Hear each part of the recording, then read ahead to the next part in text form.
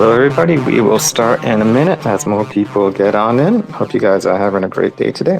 All right. Hope you guys are doing well today. We will go and get started here with the updates for the week, and more people can come on in. Let's see here.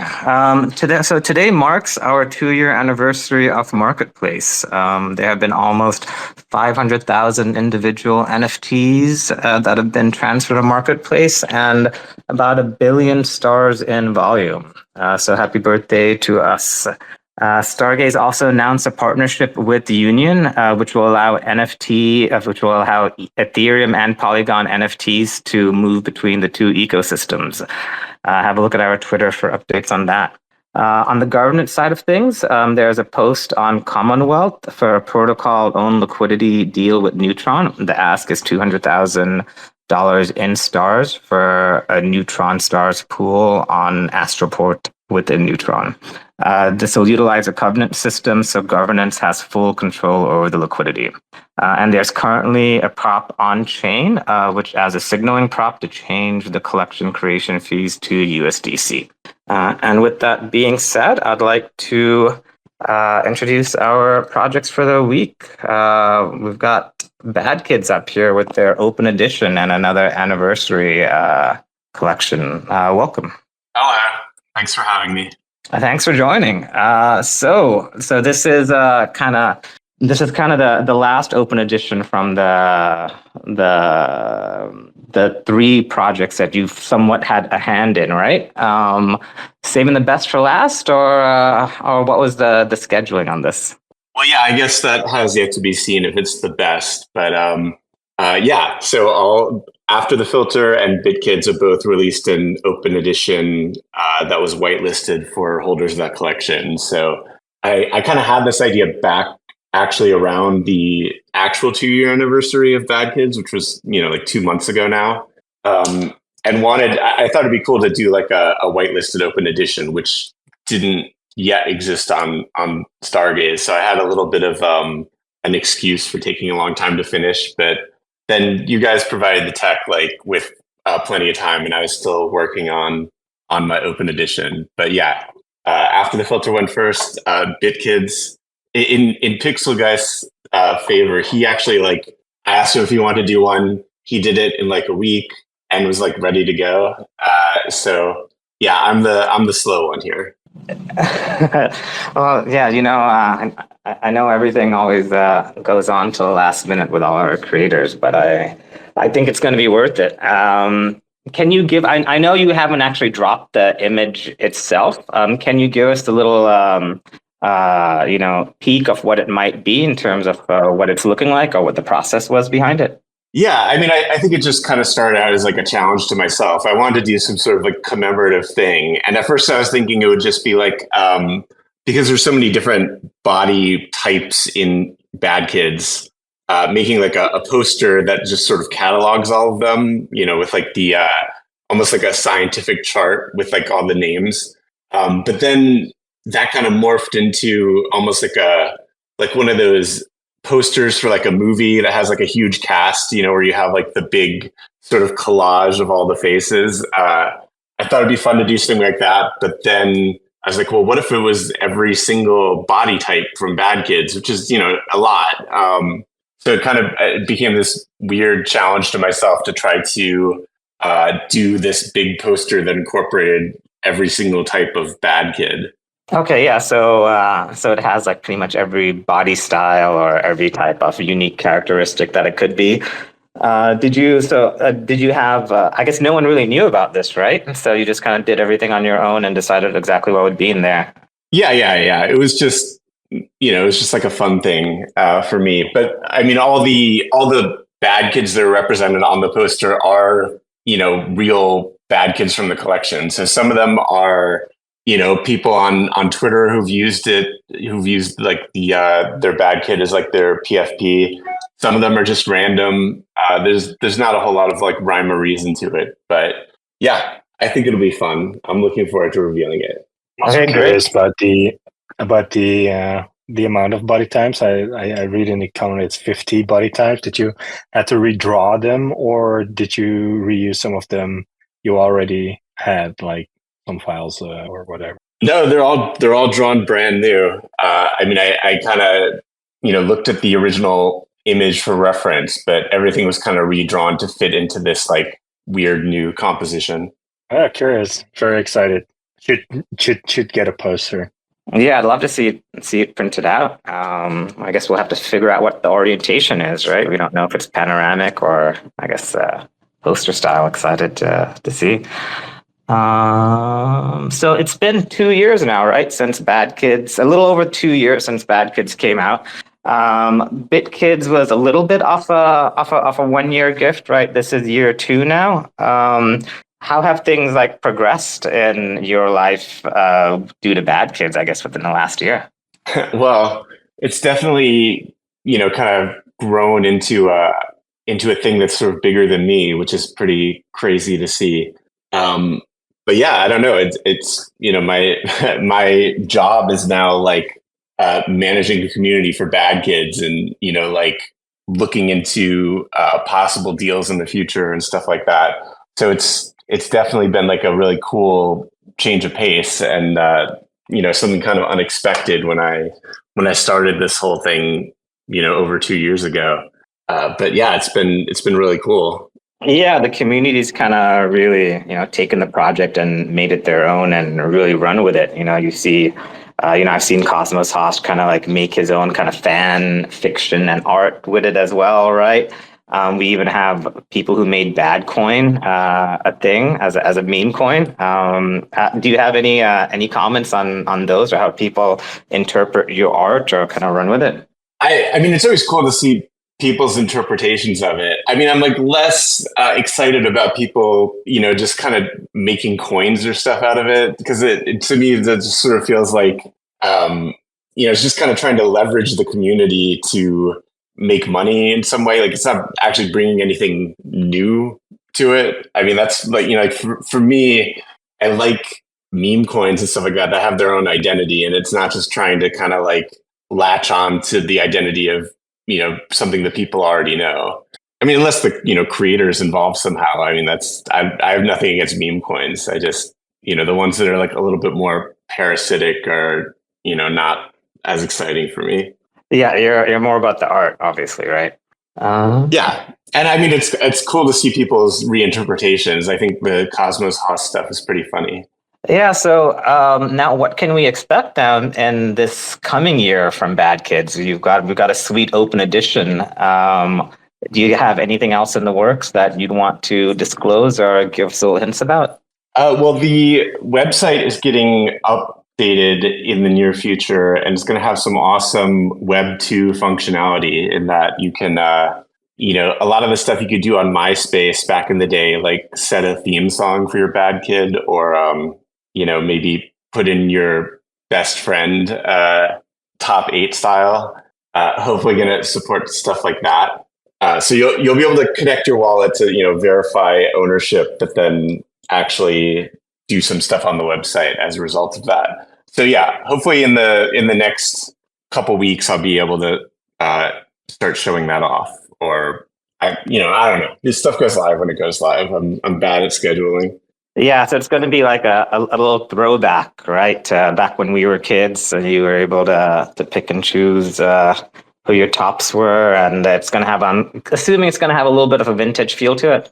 Yeah, a little bit. It's kind of, it's meant to kind of follow the style of BadKids, so it's a little bit loose and a little bit messy. Beautiful. Right now I want to go ahead and get questions from the audience. If you guys have any questions for BadKids and Cortland up here, please request to speak and we'll get you guys answered. You can also drop a question or comment in the thread here and we'll get to you. I don't know if we'll have any brave souls up here. Do you have any advice for people who'd like to start a collection again? I mean, you are one of the most successful creators. I think it happened relatively organically for you, right? But if you were to do things over again, what would you do differently, if anything? I don't know what I'd do differently. I mean, when people ask me for advice, like the thing I say, it's something I haven't heard a whole lot in like the NFT space, but like you should make something that like you're happy to work on, first of all, just because it's you're going to be working on it a lot more than you expect to. It's never as easy as you might think going into it. But also just like don't be afraid to fail. Like it's like you should still be happy that you put time into it. I think I feel like I see a lot of people making decisions based around being worried that it might not work out or whatever. And I think as long as you believe in what you're making, it's okay if it fails. Like there will be other projects in the future. Yeah, a lot of people do kind of get hung up if they haven't released anything, right? But an important thing to remember is that your work is likely to get better. Like you generally won't release the best thing you've ever made as your first project. That you're going to continue to iterate and learn and get better over time. Yeah, totally. Are deadlines important to you? Oh yeah, deadlines are important to me because that's the only way I get stuff done. I can, I can sit and work on something over and over forever. So yeah, I mean, I think it's useful for me specifically. I don't know. It depends on how ADHD you are, but for me, it helps. Yeah, no, having an end date and a goal, I think, is helpful to a lot of people. We've got the network DAO up. Welcome. Do you have a question or comment for us? Hi guys, thanks for having me up. I heard Copeland speaking. Congratulations on all of your work. I wanted to just ask a question because I was curious about the evolution that we're seeing with a lot of the blue chip NFTs. I know that you've put out a lot of art since the first BadKids with BitKids and After the Filter and some open editions, etc. But like, I'm wondering like where you see NFT projects pivoting and sort of becoming like kind of lightning rods for airdrops and collabs and things like that.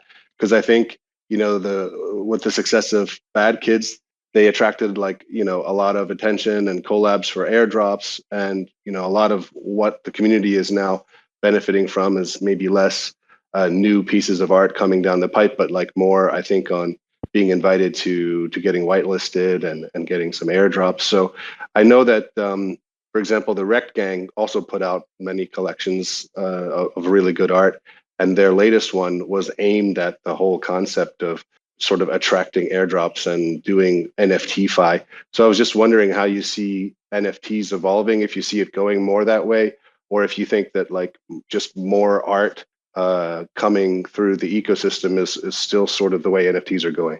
Okay, yeah, that's a good question. I mean, I didn't really foresee the airdrop sort of narrative forming around NFTs that much, or specifically BadKids. And I mean, I think the reason it kind of worked is because because it wasn't part of the original plan. The people, the longtime holders of BadKids, were never expecting airdrops for it. And I think in that case, obviously I'm biased here, but I think, NFTs make a lot of sense for airdrops because they're, less likely to be targeted by airdrop farmers, especially if the floor price is high. And but I think, the flip side of that is if your NFT is a reason for being, if airdrops are a big part of that, I think that's going to work against the community a little bit because it kind of sets up this expectation.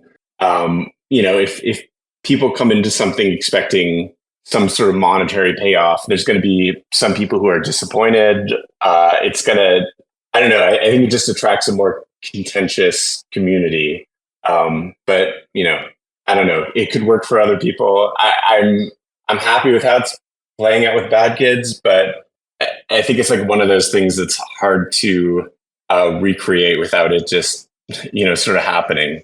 So like as the creator curator of the BadKids ecosystem, do you find yourself sort of staying with thoughts about art, or do you find yourself sometimes like answering inquiries about like collabs and airdrops and things like that? Like, have you become sort of like the ambassador, or you're looking at sort of still being like artistic with it? I'm just curious, like how much more of your time is becoming, being kind of that blue chip.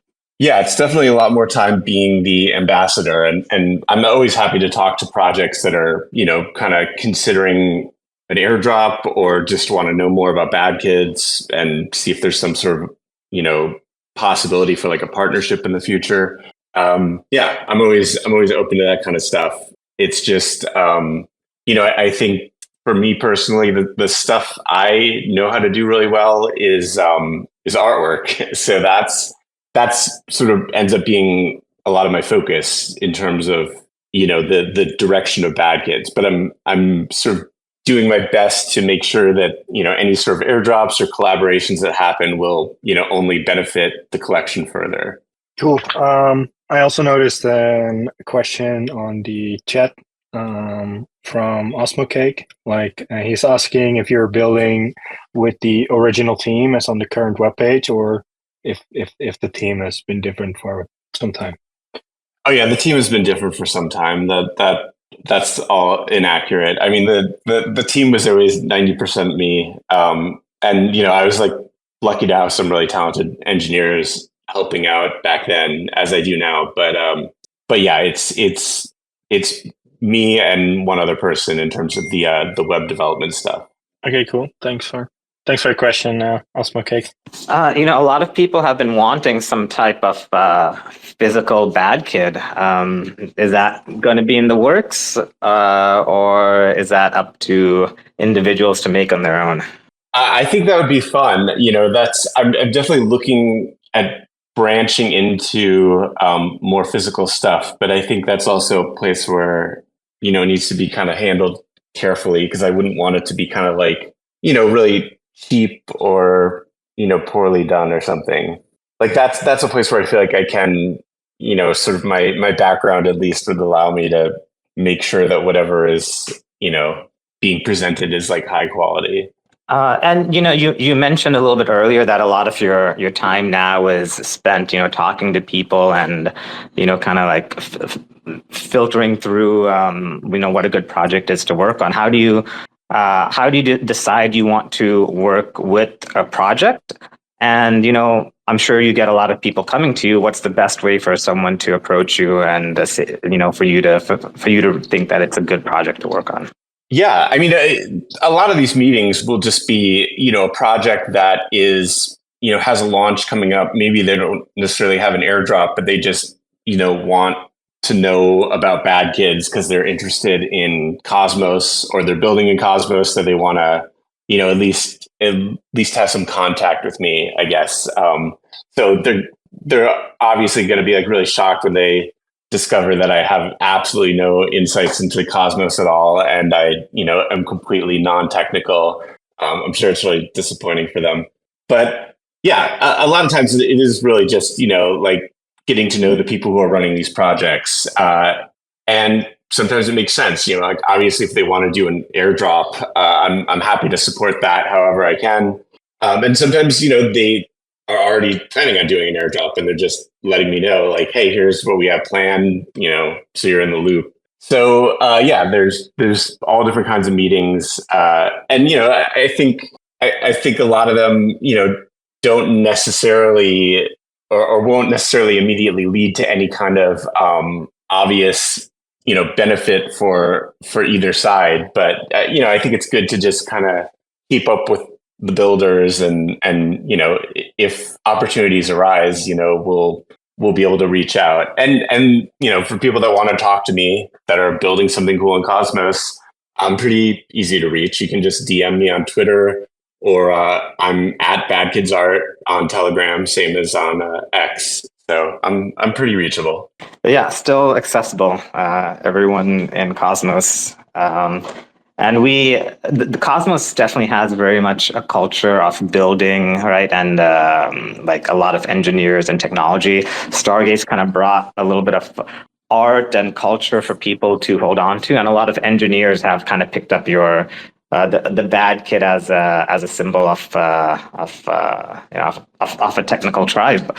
So you have kind of an honorary engineer by association and creation of this collection, I think.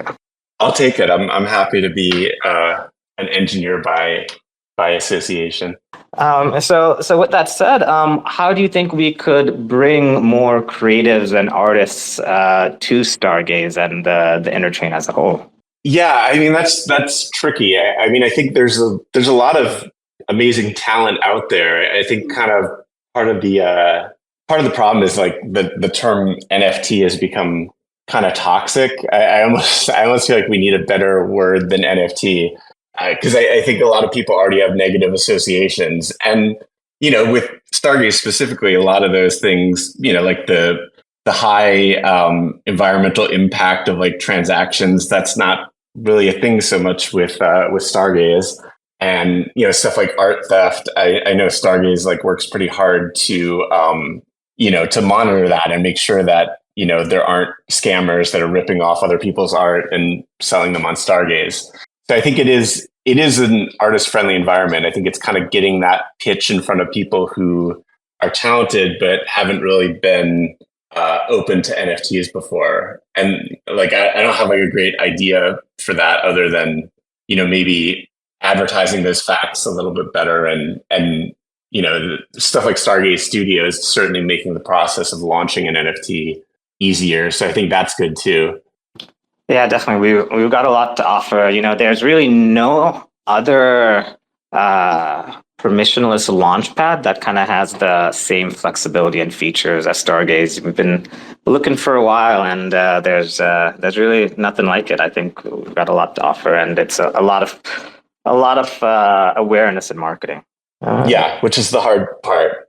I definitely don't have any insight into that. I was very lucky with BadKids.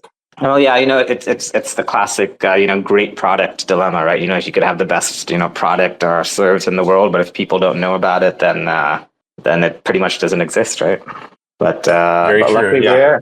we're in one of the top 10 NFT marketplaces on chain, so we're doing well. Yeah, I'm sure some of you guys probably noticed that huge blip on CoinEx. I think somebody probably found out about stars very recently and just kind of aped in there. All right, guys. Do we have any more questions or comments from the community here? Please request to speak. Looks like we've got Maria. Welcome, Maria. Oh, are you back? Oh, hey, Maria. Yeah, you're up. Hey guys, hope you're having a great one. Just wanted to come here because you launched this question, and I think I may have some answers, to be honest. Like, I think to attract artists, and I got a bunch of DM from people like wondering, like, how is Stargaze, how you can launch a collection there, and so on. I think for once it will be pretty cool if Stargaze, like the account, will promote more art, like artists itself, and also maybe like hosting spaces, because for example, Brady Signal is hosting weekly spaces on Fridays that I'm co-hosting with him, and we're talking about art and different topics. And I think it will be we will reach more eyes if it's maybe, I don't know, if we can count on you guys to join these spaces so you can represent the Stargaze and maybe also introduce to these artists, because obviously we share information on Sol, but I think it will be great. It is coming also from the actual marketplace. My 2 cents there. Yeah, it's a cool suggestion. Like I think last week I also did a post on X. Like I noticed that some sort of like real life artists that doing normally paintings and stuff are coming more to Stargaze as well, launching an open edition version of their art, and yeah, talking to each other and helping each other out, and there's some movement flowing in there, and I think it's a nice way of seeing things done and appreciated on Stargaze, but also Stargaze appreciating their art, because I also noticed that a lot of those open edition artworks that are really nice pieces, like the ones from Daniel, Laura, and even yourself, are featured auctions or are featured open editions, and I think it's really nice to see those kind of pieces up there as well. I wish I had enough room to put them all up the wall, because some of them are really amazing. Oh yes, absolutely. And for example, like I know that you guys did a partnership with The Hat, and you had like this open call, which was amazing. And the thing is, like, I got to know about it thanks to Signal Space. Like, I haven't realized that much from Stargaze. So maybe, like advertising more, it will be great, because I think this kind of initiative are amazing. You're attracting like artists in other ecosystem as well. I'm just missing like seeing it more, let's say, or maybe it's me that I have the feed completely messed it up, which can be also true. Yeah, the reason I'm not on my personal handle right now is because Twitter is not allowing me to even appear on here. So I know there's a lot of issues on X, and we need to, we probably need to find other ways to communicate as well. It looks like we've got Chris up here. Welcome, Chris. Hey, afternoon or morning or evening or wherever everybody is. Just to speak briefly about what makes Stargaze appealing to artists, or at least, to me as an artist. And I don't think I'm saying anything brand new here, but for, I was brought into the space, or the NFT space, primarily on, ETH NFTs. And there was a lot going on there, and people would throw around the word community quite a bit. And when a lot of those people were saying community, what they really meant was customers. And it became pretty obvious, or at least it felt like it was obvious, the more you followed artists and looked at collections. And having kind of sat in on different Discords and different X or Twitter spaces, like there is the sense of community that actually aligns with the definition that I think of when I think of communities, and that is so appealing and so refreshing that I think leveraging, and maybe that's not the right word as I'm talking about customers, but leveraging that and making that more known, I think really could potentially increase the appeal, because outside looking in, bird's eye view, whatever kind of like office speak you want to use, like there are so many things here that are appealing and just below the surface, and you really need to get people to like sit and really marinate in Stargaze to see it, and it becomes obvious rather quickly. Thanks. Yeah, I know. I believe our stickiness ratio is something like 69%. So if people come and try Stargaze, they generally like it, and they'll be back again. So the main goal is to get people to come and try it, and then they'll see what we have, and continue using it. Thanks a lot, Chris. Yeah, it's kind of nice because I see our community is growing, like with all the integrations we're doing, like the one we just shared with Union, like bridging over ETH NFTs and also Polygon NFTs. Just having people to try out Stargaze and the marketplace, but also the launchpad for creators. I think it's a good way of getting that stickiness even up higher. We'll see how things go with the new bridge, and also with a new culture of artists evolving, and a lot of new collections launching soon as well. Yeah, we saw an influx of people from the slots, right? Minting and Tia giving people the ability to use those assets that they already have. Same thing with Mad Scientists, right? The bridge brought them over to the marketplace, and they kind of stuck around. I think maybe something like 90% of the Mad Scientist volume, if not more, is on the Stargaze marketplace. And then of course we had the Gekies. That was a free mint, and that onboarded people from DYDX. So there's a lot of projects that are going on to bring in more people, and we're just going to continue with that. Union's another one of those. So, BadKids, speaking about this bridge, people want to know about BadKids bridging to Ethereum or anywhere else. So, is that any alpha about that, or still considering what the bridging possibilities could be?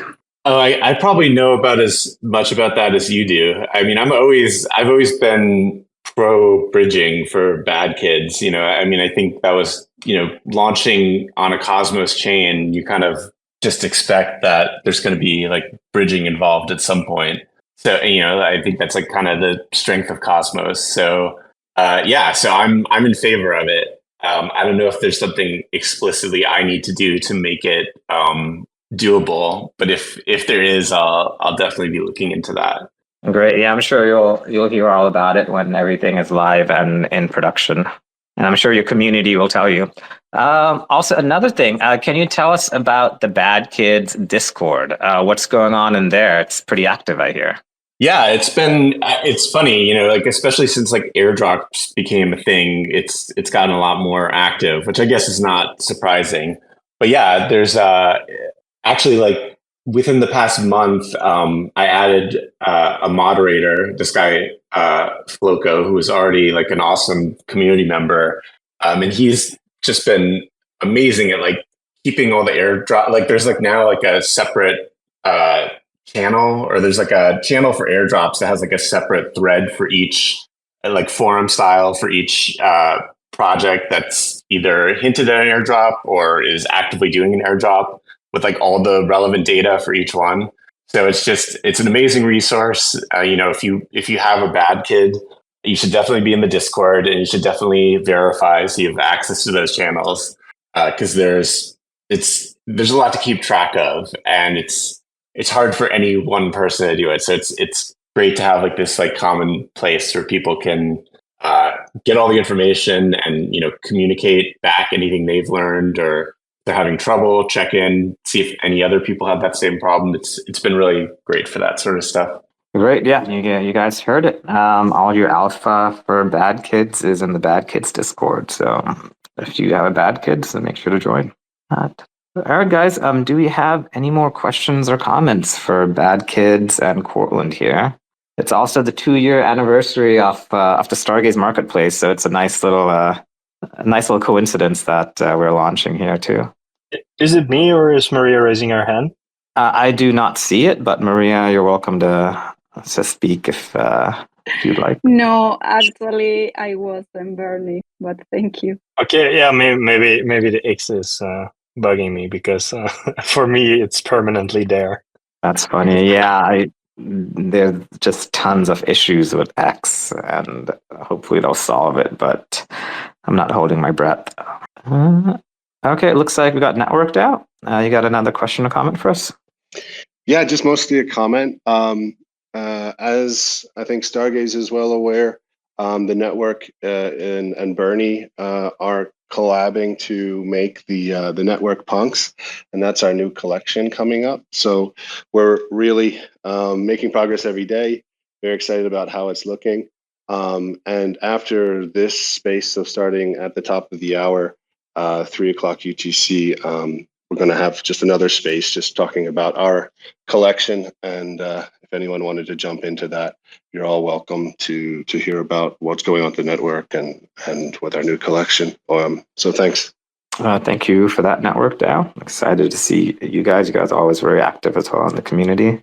Let me see if we've got anything in the comments here. All right, nothing else. All right, guys. Last call for questions or comments here. Please request to speak, and we'll get you guys up here. BadKids, is there anything we missed that you'd like to mention, or anything about this open edition? No, I don't think so. Wasn't that like there's supposed to be another project here today? Is it just me? It's just you right now. That project, I guess, did not show up. I think it's called Ninja Gecko. So good luck to them tomorrow. We'll see how it goes. But yeah, it's gonna be a fun Freshman Friday. Either way, I'm looking forward to minting this open edition. Oh, real quick, can you tell us the details of the mint? How are people eligible, and how many are they eligible to mint? So if you hold a bad kid, you're going to be eligible to mint. It's going to be whitelisted for bad kids holders. I'm probably going to do a similar thing to the whitelist style that was used for like BitKids and after the filter, where like I don't want this to be a thing that people are just like minting as many as they possibly can. Ideally it's like everyone mints one as sort of a commemorative thing. But for people that do have like a ton of bad kids, it does kind of it limits the wallets a little bit, but there's like a little bit of wiggle room. I think it's like 10 to 1. It increases the slots if you want to mint more, but theoretically that shouldn't be, like most people just have one bad kid. You mint one, that's all you need. But whatever, you do you. the whitelist does allow a little bit more if you hold a ton of bad kids. So whales can mint more. If you have like 40, you can mint four of these. Is that kind of how it works? Yeah, exactly. Unless you've already split all your wallets up, which I know some people like to do. But yeah, people. I mean, it's at the end of the day, it's an open edition that everyone that has a bad kid will be able to get. That's really all I'm going for here. And I just I don't want it to be too much of like a thing that people are hoarding and thinking about from like a totally monetary place, even though obviously that enters into everything with NFTs to some extent. Have you printed this yet? Have you made a physical print?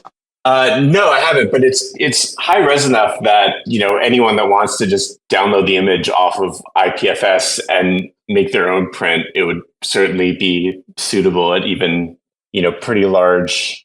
Like I'm sure it would still work at like a regular movie poster size, like 24 by 36. All right, I'm waiting for the first person who does that and posts a photo online. That'd be great. Okay, I'll make one. I'll order one. I'll use one of my postal services I used to run in the past, so I got some good connections there. You better hurry up. Yeah, I'll try to do museum quality paper. So. All right, great. The first one's going to be in Europe. All right, guys. Well, this has been a great chat. Everyone have a great Freshman Friday tomorrow, and we will see you guys next week. Have a great one, guys. Bye.